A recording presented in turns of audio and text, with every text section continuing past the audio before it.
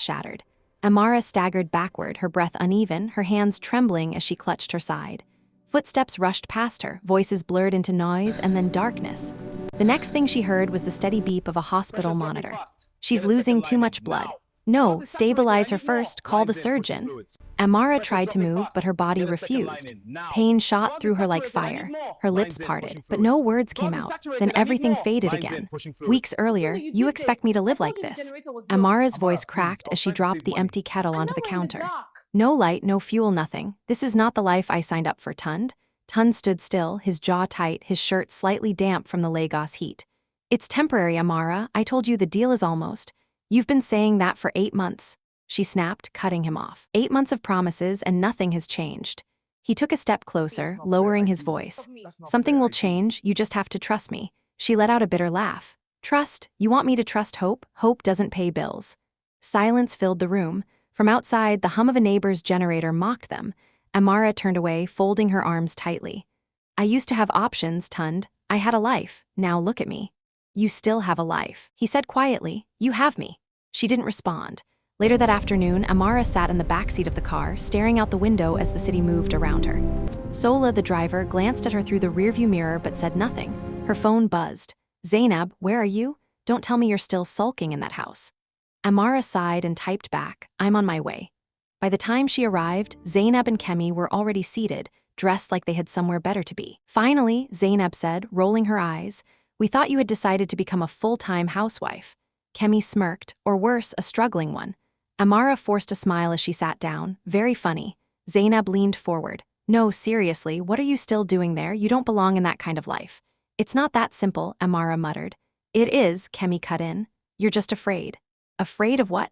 Of choosing yourself, Zainab said softly. Before Amara could respond, a shadow fell across the table. Good afternoon, ladies. They turned. Chief Darius Enwoke stood before them, his presence commanding, his smile effortless. Zainab's eyes lit up. Chief, what a pleasant surprise. I was hoping I'd find you here, he said, his gaze briefly settling on Amara. And I see you've brought a friend. Amara straightened slightly. Zainab wasted no time. This is Amara. Darius nodded, his expression unreadable. A pleasure. Amara felt something shift, subtle but undeniable, and she didn't know it yet, but that moment was the beginning of everything falling apart. If you're enjoying this story so far, don't forget to like this video and subscribe. You don't want to miss what happens next. Because what Amara was about to step into would change her life forever. Amara couldn't explain why her heart raced long after Chief Darius walked away. Did you see the way he looked at you? Zainab nudged her, grinning. That man doesn't waste attention. Kemi leaned back, sipping her drink. Men like that don't chase, they choose, and when they do, it's intentional. Amara scoffed lightly, but her fingers tightened around her phone. You both read too much into things. Do we? Zainab raised a brow. Because I've known Darius for years. If he's interested, you'll know. Amara tried to brush it off, but later that evening, as she sat in the dim living room waiting for the generator to sputter back to life, her phone buzzed again. Unknown number. She hesitated, then picked up. Hello? Good evening, Amara. The voice was smooth, unmistakable. I hope I'm not calling at a bad time. Her spine straightened. Chief Darius? I prefer Darius, he said lightly. And no, I won't take much of your time. I just wanted to say it was nice meeting you today. Amara glanced around the dark room, suddenly aware of everything she lacked. It was unexpected. I like unexpected things, he replied. They tend to be more interesting. She didn't respond immediately. I'd like to see you again, he added. There it was, clear, direct. Amara swallowed. I'm married. A brief pause. I'm aware, he said calmly. But that doesn't change the fact that you deserve to be seen. Words lingered, seen. After the call ended, Amara sat in silence, her thoughts louder than ever.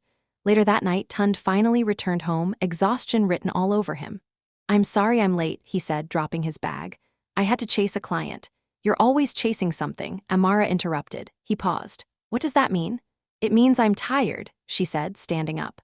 Tired of waiting, tired of hoping, tired of pretending everything is okay when it's not. Tunde rubbed his face. So what do you want me to do? Give up? I want you to fix it, she snapped. I want my life back, and you think I don't? His voice rose for the first time. You think I enjoy this? The tension between them thickened, neither spoke for a moment, then Amara turned away. I met someone today. That caught his attention. What? She hesitated, but only for a second.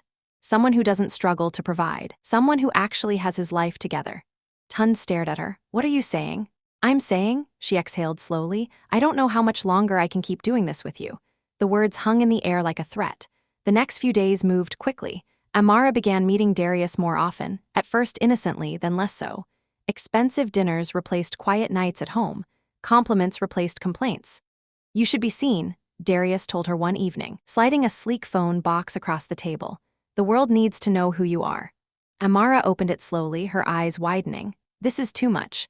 It's just a start, he said, and just like that, everything began to change. With Zainab and Kemi guiding her, Amara launched her social media page. Hey everyone, I'm Within feeling days, so her empowered photos, today. You polished, look confident, amazing, glowing, girl. started gaining Transformation attention. complete. You see, Zainab beamed. This is who you were meant to be. At home, Tunde noticed the shift. You've been distant, he said one evening. What's going on? Nothing, Amara replied quickly. But it wasn't nothing. She was changing. And with every new follower, every compliment, every moment of luxury, she was drifting further away from the man who once meant everything. If you're still watching, drop a comment. Do you think Amara is making the right choice? Because from here, things only get more complicated. The first night she posted, Amara couldn't sleep. Her phone kept buzzing. New followers, comments, messages. You're stunning. Where have you been? Queen, she smiled, scrolling endlessly, her heart racing with something she hadn't felt in a long time, validation. By morning, her follower count had doubled. Zainab clapped excitedly when she saw it.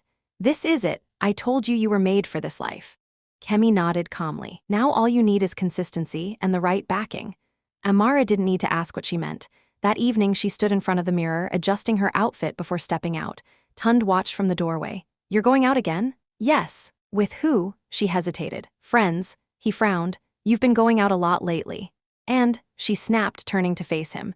Is that a problem? I just think, you think what? Her voice sharpened. That I should sit here in the dark and wait for your miracle to happen? That's not fair, Amara. Nothing about this is fair, she shot back. I didn't sign up to suffer like this. Tunde stepped closer, lowering his voice. Everything I'm doing for us.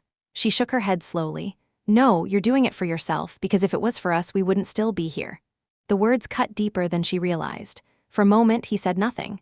Then quietly, you've changed. Amara paused, but only briefly. Maybe I just finally woke up. She walked past him. That night, she didn't come home. Days turned into weeks. Amara's life transformed completely. Luxury dinners, exclusive events, brand collaborations, her face was everywhere. Her confidence grew with every comment, every like, every deal. And slowly, Tunde became a stranger. One afternoon, he walked into the living room and found her laughing on a video call. She ended it quickly when she saw him. Who was that? He asked. No one. Amara, I said it's no one. The silence that followed was heavy. Then he spoke, his voice firm this time. Are you seeing someone else? She froze. For a second, guilt flickered across her face. Then it disappeared. And if I am, she said coldly. Tunde stared at her stunned. So that's it? You left me first, she replied. You just didn't realize it. I was trying to build something for us, and I was drowning while you were trying, she snapped. Her voice softened slightly, but her words didn't. I can't keep living like this. Tunde swallowed hard. So what do you want? Amara reached into her bag and pulled out a document. I want out. He looked down at the papers, then back at her. This is really what you want? Yes. There was no hesitation, no doubt, just finality. Tunde exhaled slowly, the weight of it all settling in. All right, he said quietly. And just like that, everything ended. If you've made it this far, take a second to like this video. It really helps more people find stories like this. Because what happened next, no one saw coming.